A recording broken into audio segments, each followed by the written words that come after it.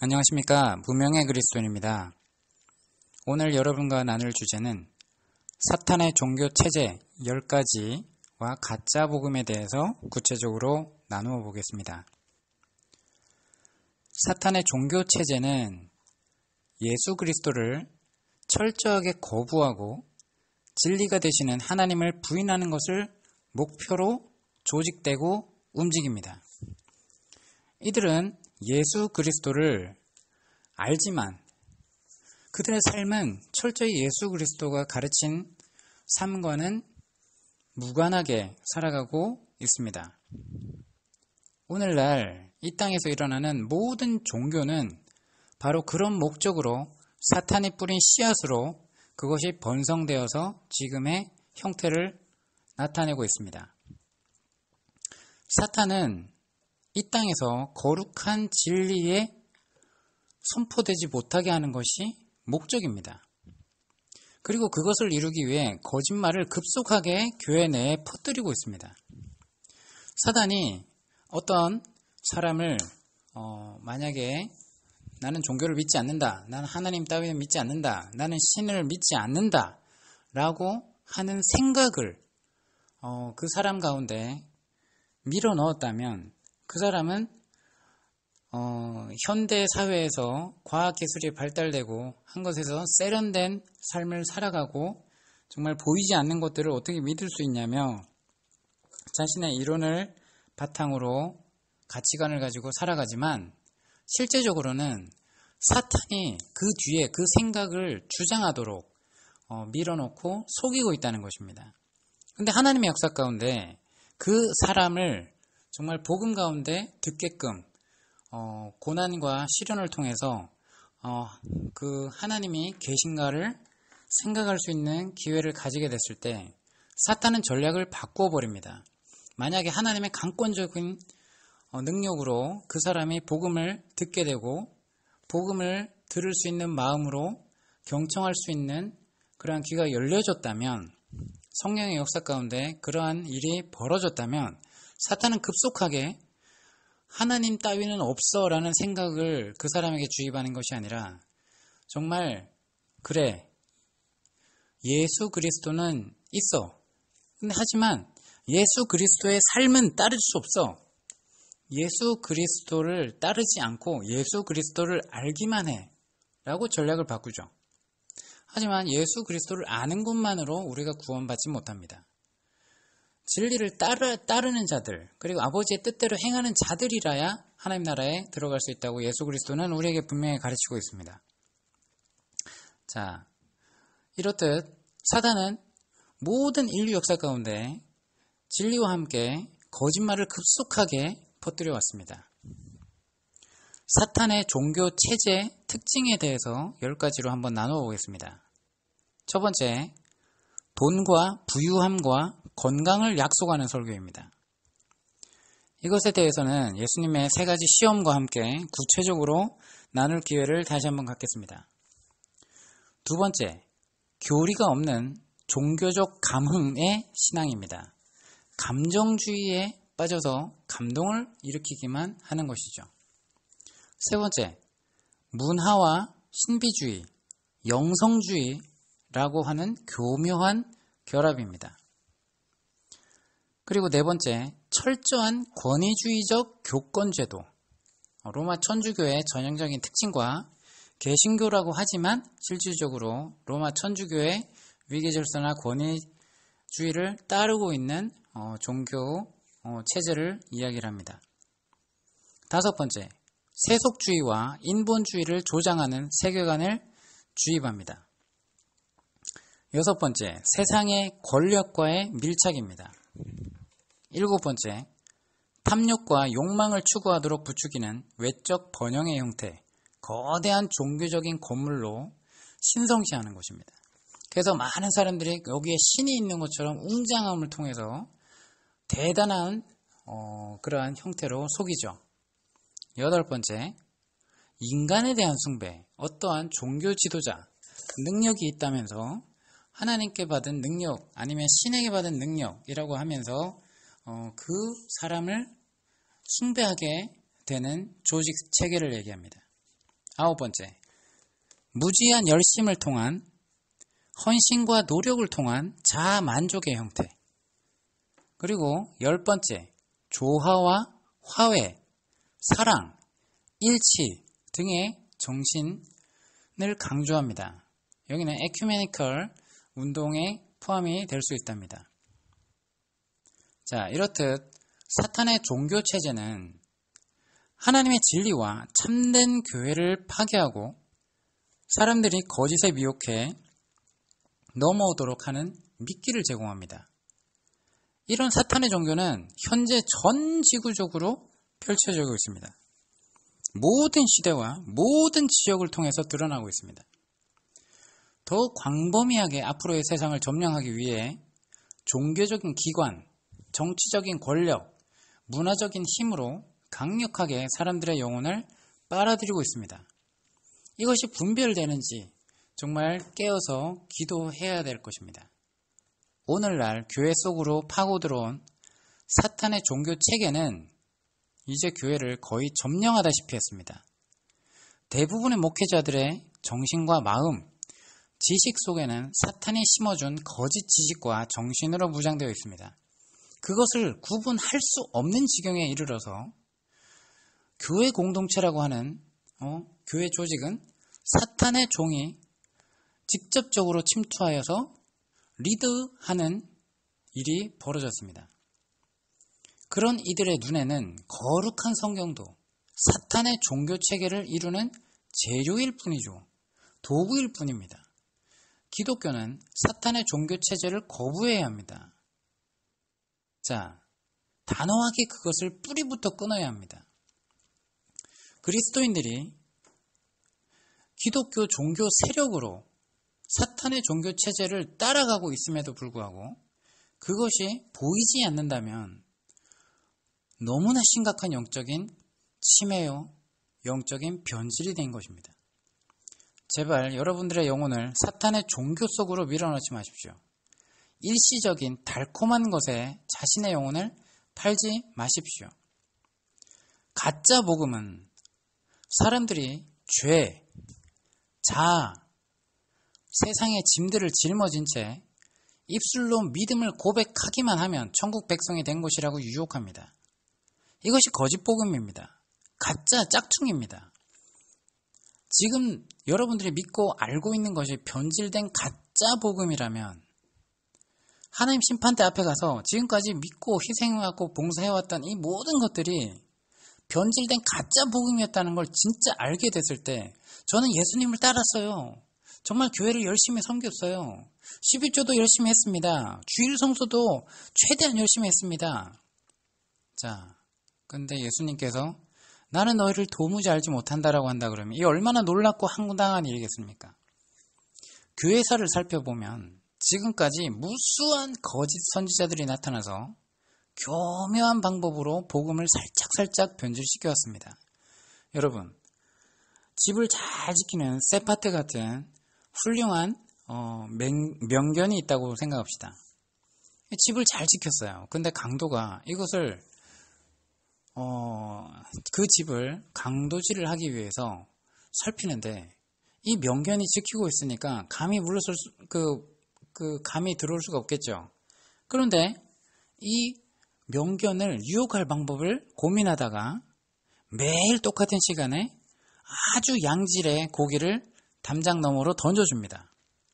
그래서 그 강도의 향기와 이것을 믿게 해서 그 강도가 매일같이 똑같은 시간에 그 세파트에게 양질의 고기를 던지니 이 개가 어떻게 훈련을 받습니까? 한 달 내내, 2달 내내 만약에 그렇게 해보십시오. 그러면 이 똑같은 시간에 침을 흘리면서 그 강도는 나에게 고기를 주는 착한 사람이구나라고 인지하고 경계심을 풀어버립니다. 자, 그리고 나서 그 개가 잠들 수 있도록 수면제나 독약을 살짝 양질의 고기에 태워서 그걸 한다고 생각해 보십시오. 자, 아무 거리낌 없이 그 독약을 의심 없이 받아들이지 못하고 먹게 되죠. 그리고 나서 독약의 그리고 수면제에 취한 그 개가 쓰러졌을 때 그 주인의 집을 강도를 한다는 것입니다. 여러분, 복음도 마찬가지입니다. 진짜 복음을 여러분들이 정확하게 성경을 통해서, 말씀을 통해서 알지 못한다면 정말 여러분이 성경을 아는 것 같지만 정말 변질된 복음을 듣고 따르고 있을 수 있다는 것입니다. 여러분, 살짝 섞어놓은 것입니다. 세상의 영을 살짝 섞어놓은 것입니다. 완전히 복음에 대해서 완전히 변개시킨 것이 아닙니다. 여러분, 사탄은 그렇게 교묘하게 복음을 변질시켜 왔습니다. 이들은 말합니다. 그리스도께로 나오십시오. 그러면 모든 문제가 해결되고 만사 형통되며 무병장수합니다. 라면서 달콤한 사탕발림의 말을 남발합니다. 여러분, 이것이 예수 그리스도께서 하신 말씀입니까? 그러나 예수 그리스도가 사람들에게 원하시는 것은 마음을 낮추고 찢고 죄에 대해서 애통해하며 죄에 대해서 돌아서고자 죽기까지 피 흘리기까지 싸우며 온유하고 의에 줄이고 목말라 하는 것입니다. 가짜 복음은 사람들이 죄, 자아, 세상의 짐들을 짊어진 채 입술로 믿음을 고백하기만 하면 천국 백성이 된 것이라고 앞서 얘기했습니다. 이렇게 유혹합니다. 그러나 이것은 멸망으로 인도하는 넓은 문이며 지옥길로 직행하는 넓은 길입니다. 예수님은 사람들에게 짐을 내려놓으라고 하십니다. 빈손이 되어야 생명으로 나아가는 좁은 문을 통과할 수 있고 영생의 길로 나아가는 좁은 길을 수월하게 걸을 수 있기 때문입니다. 가짜 복음은 모래 위에 지은 집이고 진짜 복음은 반석 위에 지은 집입니다. 여러분, 비가 오고 바람이 불어 그 집에 부딪히면 반석 위에 지은 집은 굳건히 있지만 모래 위에 지은 집은 곧바로 무너진다고 예수 그리스도께서 얘기하셨습니다. 넓은 길을 가는 사람은 많은 사람들이 정말 잘못된 길을 가고 많은 사람이 옳은 길인 것처럼 가지만 그 기초가 모래이고 좁은 길을 가는 사람은 그 기초가 반석입니다. 일반적으로 볼 때 변질된 가짜 복음은 듣기에 거슬리지 않고 좋아 보입니다. 하지만 진짜 복음은 사람의 심령이 찔려서 사도 바울의 복음을 전했을 때 사도 바울들에게 얘기했던 것처럼 그러면 형제들아 우리가 어찌할꼬? 라고 심각하게 고민하게 되며 통회 자복하는 마음을 불러일으키게 됩니다. 여러분, 정말 진짜 복음을 여러분 외면하지 마십시오. 견책을 달게 받으십시오. 자신의 영적인 상태가 견책될 때 여러분 그것에 대해서 외면하지 마시고 대면하시고 하나님께 나아가서 엎드리십시오. 하나님께 낮추십시오. 하나님의 사랑을 강조할 뿐 공의의 심판의 하나님을 전하지 않는 것은 변질된 복음입니다. 하나님의 사랑이 가득할 때 반대편 공의의 심판의 하나님이심도 우리가 분별하며 균형 있게 그것에 대해서 알아야 될 것입니다. 하나님은 사랑이시지만 동시에 공의의 하나님이시라는 것입니다. 만일 사람이 하나님의 사랑만을 받아들이게 됩니다. 그러면 그 사람에게 시련이 닥쳤을 때 곧바로 하나님이 나를 사랑한다면 나를 왜 이런 시련 가운데 있지? 라고 하나님의 사랑을 의심하고 하나님을 떠나는 사람들을 우리는 수없이 보아왔습니다. 하나님은 거룩한 분이십니다. 그래서 하나님은 죄에 대해서 반드시 무서운 진노의 형벌을 가하십니다. 여러분, 거룩하신 하나님이 무슨 뜻인지 여러분 거룩이라는 뜻에 대해서 다시 한번 구체적으로 나눌 기회를 다음 시간에 갖겠습니다. 하나님은 거룩하신 분이기 때문에 하나님은 죄에 대해서는 반드시 어떤 것도 용납하지 않으시고 반드시 무서운 진노의 형벌을 가하십니다. 예수 그리스도의 십자가 순환 사건을 보십시오. 성부 하나님께서 자신의 독생자이신 예수 그리스도를 십자가에 매달아 놓고는 인류의 모든 죄를 그에게 완전하게 전가시켰습니다. 성막에서 짐승에게 가축에게 손을 얹어서 두 손으로 안수하면서 내 죄 때문에 네가 죽는다. 나는 이러한 죄를 지었다. 하지만 내가 죽을 수 없기 때문에 내 대신 네가 죽어야만 한다. 나는 이런 죄를 졌기 때문에 이 죄값을 너에게 전가하노라 하면서 희생 제물에게 두 손으로 이마에 손을 얹고 안수를 하는 과정이 있습니다. 이 과정을 우리가 유월절 어린 양이신 예수 그리스도에게 우리가 손을 얹진 않았지만 인류의 모든 죄가 예수 그리스도에게 전가가 되었기 때문에 예수 그리스도께서 그렇게 가혹한 형벌을 그대로 시행하신 것입니다. 인간들의 모든 죄를 십자가에서 대속하고 속량하셔서 죄의 핏값을 다 치르시고 스스로 그 화목제물이 되셔서 하나님의 진노를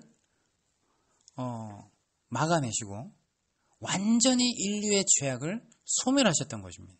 그런데 이 비밀을, 하나님의 비밀을 아는 자들, 그리고 예수 그리스도를 통해서 구원을 얻게 된다라는 그 하나님의 비밀을 아는 자들, 정말 믿음으로 회개하고 그의 사랑을 확증하며 우리가 죄에서부터 돌아서고 이제 사탄을 따라 사는 것이 아니라 하나님께 속한 자들이라고 고백하고 나아오는 자들, 그들이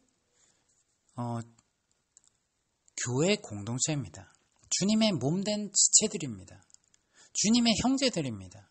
왕같은 제사장들입니다. 여러분, 이제 죄인인 우리는 예수 그리스도를 믿음으로써 하나님과 완전하게 화해할 수 있는 길이 열리게 된 것입니다.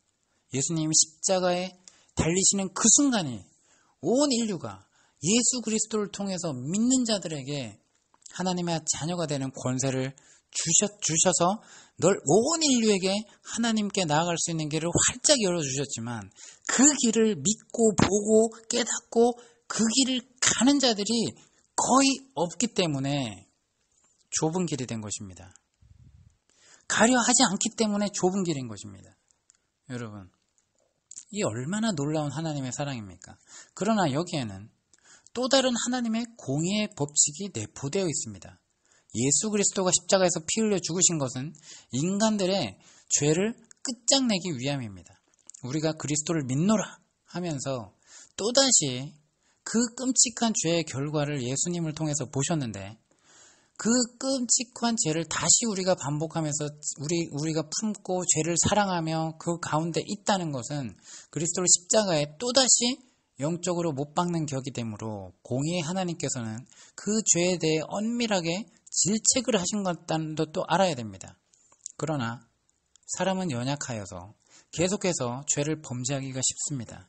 그래서 하나님은 우리 앞에 회개의 은혜를, 기회를 주시고 놓으셨습니다. 그리스도를 믿으며 회개하는 자에게는 하나님의 진노가 피해갈 수 있도록 은혜를 베풀어 주셨습니다. 예수 그리스도의 십자가 보혈의 공로는 회개하지 않는 자에게는 헛것이 됩니다. 마태복음 18장 3절에 나와 있습니다.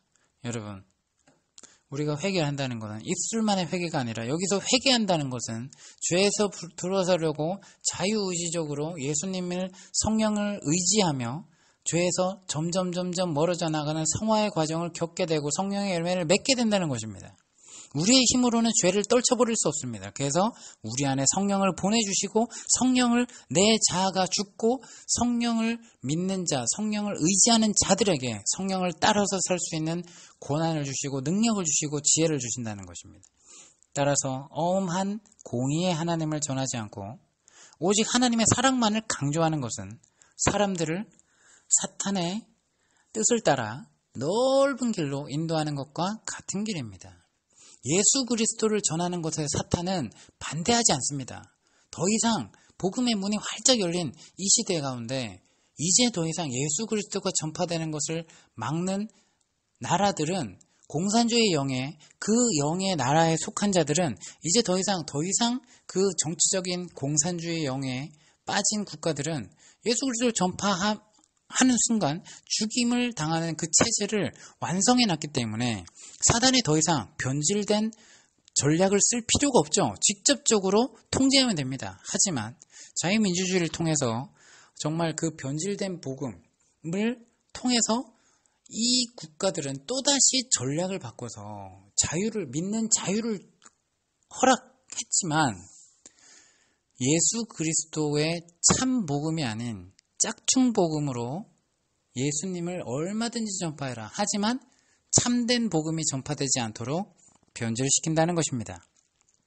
여러분, 믿음만을 강조하고 회개를 외치지 않는 것은 변질된 반쪽짜리 복음입니다. 여러분의 교회에서 회개에 대해서 얼마나 말씀을 듣고 있습니까? 회개와 믿음은 서로 불가분의 관계에 있습니다. 믿음이 없이는 회개할 수도 없고 회개가 없이는 거짓 믿음이 됩니다. 여러분들이 죄를 여러분 마음 가운데 놓고 있습니까? 그냥 두고 있습니까? 싸우고 있습니까? 여러분, 성경은 분명하게 우리에게 가르치시기를 죄사함을 받으려면 회개해야 한다라고 사도행전 3장 19절에 나와 있습니다. 이렇게 성경 말씀은 가르쳐주고 있습니다. 그러나 오늘날 현대교회는 어떻습니까? 오직 믿기만을 강조할 뿐 생명을 얻고 구원에 이르게 하는 회개의 중요성을 상실해가고 있습니다. 오히려 뜨거운 회개를 외치면 이단으로 의심받기가 다반사죠. 참으로 안타까운 현실입니다.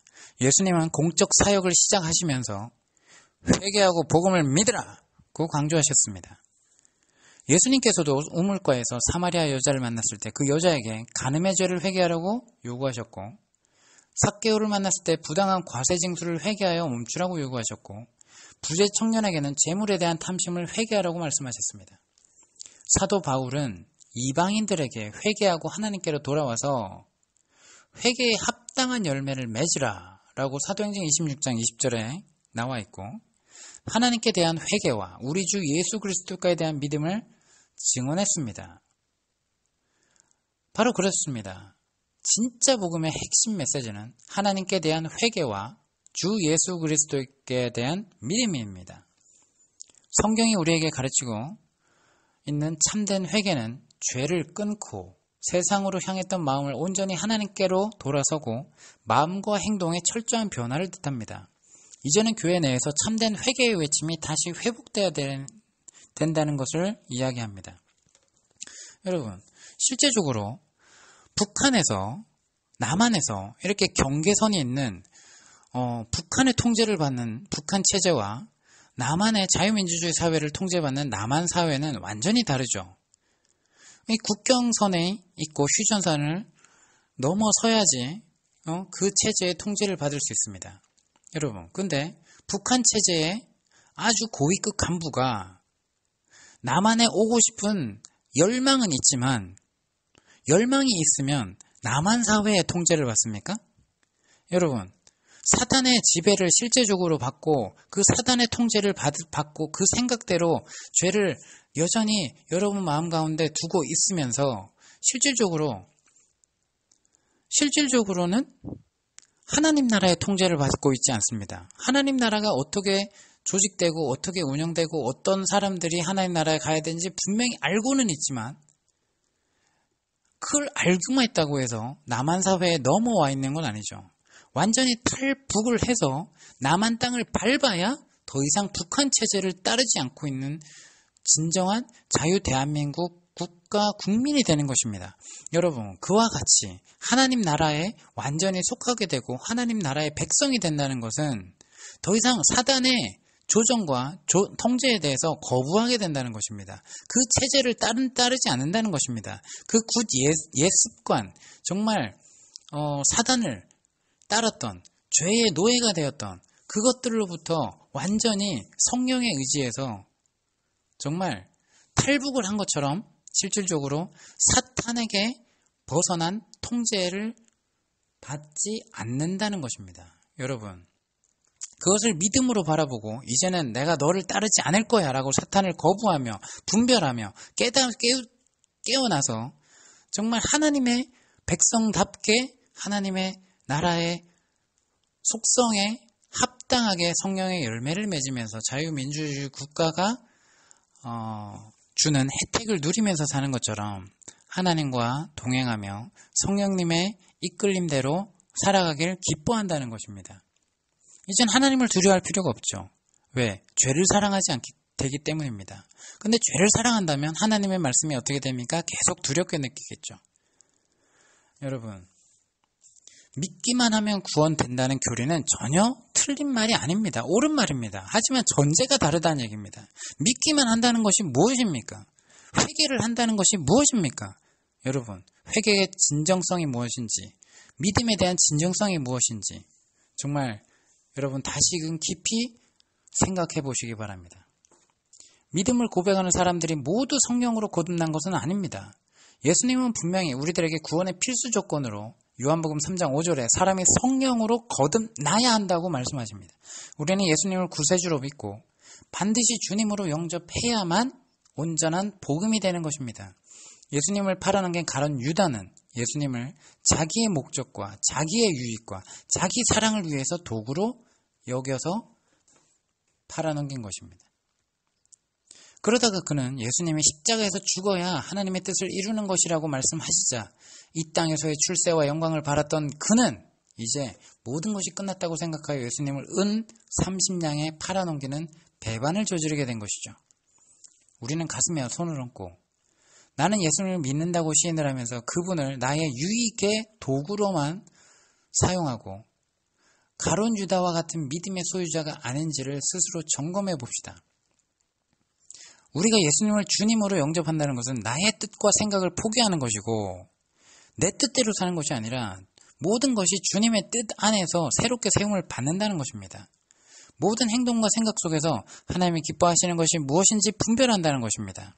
하나님, 이렇게 하는 것이 하나님의 뜻에 합당하겠습니까? 이것이 하나님이 기뻐하시는 일입니까? 라고 순간순간 기도하며 분별하며 깨닫게 되는 것입니다. 여러분, 즉 나의 중심이 아닌 예수님 중심으로 삶이 바뀌게 되는 것입니다. 예수님이라면 어떻게 하셨을까를 생각해 봐야 됩니다. 삶에서 운전대에서 손을 떼고 전적으로 주님의 뜻대로 순종하는 삶을 살아가는 것입니다. 온전한 복음은 그분의 계명을 즐거운 마음으로 지키고 행하는 것입니다. 믿음과 순종은 서로 뗄 수 없는 불가분의 관계입니다. 여러분, 아들을 믿는 자에게는 영생이 있고 아들에게 순종하지 아니하는 자는 영생을 보지 못하고 도리어 하나님의 진노가 그 위에 머물러 있느니라. 요한복음 3장 36절에 있습니다. 믿는 자에게는 영생이 있고 아들에게 순종하지 아니하는 자는 영생을 보지 못하고 라고 얘기합니다. 믿는다는 것은 순종하는 사람이 된다는 것입니다. 여러분, 순종 없는 믿음은 가짜 믿음이라는 것입니다. 여러분, 만약에 교회 공동체에 출석을 한다고 합시다. 이 말이 잘못됐지만 너는 어느 교회를 다니니? 라는 것이 잘못된 거라고 그랬죠.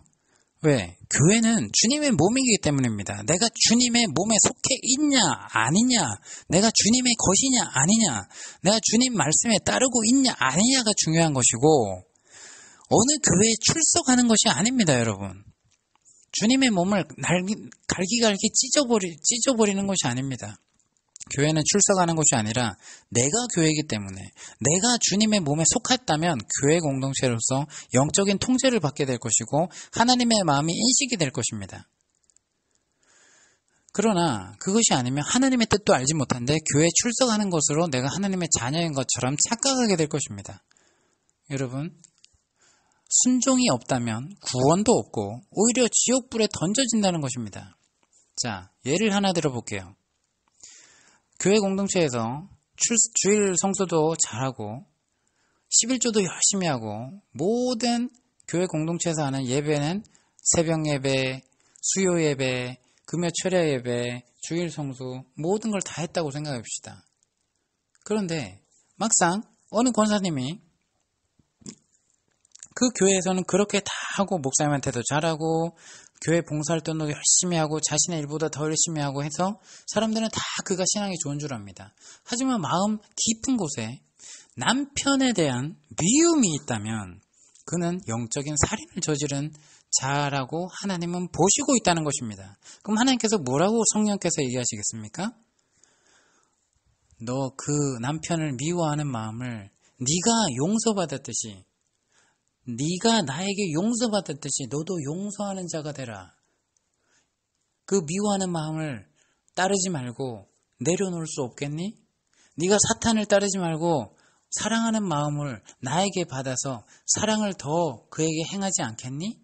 라고 성령께서는 그에게 영으로 말씀하고 계신데 이 권사님은 그 마음은 없고 그 음성도 듣지 못하고 계속해서 교회 출석하면서 교회 공동체에서 하는 것들만 열심히 참석을 하며 아멘 아멘 하면서 목사님 말씀에 응답을 하고 그렇게 살아가는데 실상은 그의 영적인 상태는 어떻습니까? 죄 가운데 있는 것입니다. 그것이 순종 없는 믿음인 것입니다. 여러분, 그것이 중요합니까?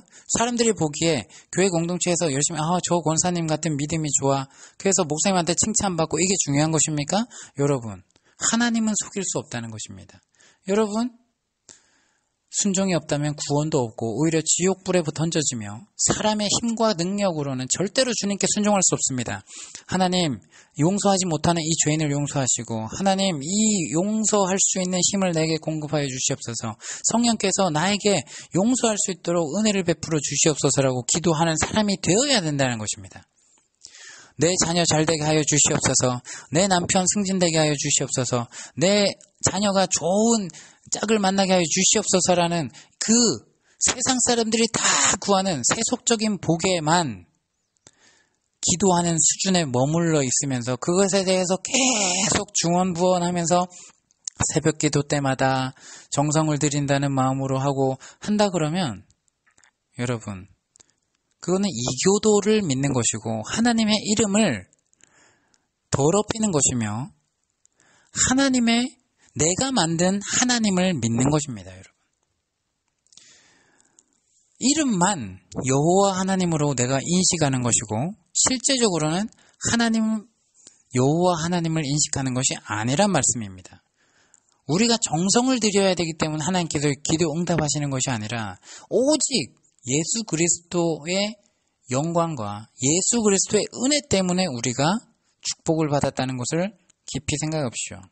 세상의 복을 받는 것이 축복받은 것이 아니라, 아직 축복받지 못한 것이 아니라 예수 그리스도를 깨닫고 알고 가장 큰 구원을 얻었다라는 믿음 자체가 가장 고귀한 믿음이고 가장 큰 선물을 이미 받았음에도 불구하고 그 받고 나서 이제는 세속적인 복도 누리게 하여 주시옵소서라는 막연한 기도를 하게 된다는 것입니다.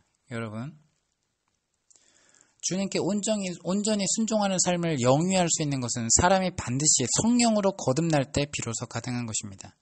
우리는 종종 교회 내에서 이런 질문을 받습니다. 당신은 구원 받았음을 확신합니까? 그리고 모든 사람으로부터 예라는 대답을 강요합니다. 그리고는 만일 당신이 구원 받았음을 의심하는 것은 하나님을 거짓말쟁이로 만드는 것입니다 라며 구원의 확신을 강요합니다. 여러분들이 구원의 확신을 강요한다고 해서 구원되는 것도 아니고 더욱이 구원을 확신시키는 것도 아닙니다. 사람들에게 구원의 확신을 주시는 분은 우리 안에 내주하시는 성령님이십니다. 성령이 친히 우리의 영과 더불어 우리가 하나님의 자녀인 것을 증언하시나니 로마서 8장 16절. 성령님이 우리 안에 찾아오셔서 내주하시면서 우리를 거듭나도록 이끄시고 우리의 철저한 내적 변화를 통해서 심령 깊숙한 곳으로부터 세미하게 구원의 확신이 다가오는 것입니다. 강요한다고 구원이 확신되는 것이 아닙니다. 우리가 진정한 믿음을 갖기 위해서는 반드시 성령을 받아야 합니다. 성령이 우리에게 임하시면 우리의 죄성이 깨우쳐진다는 것입니다.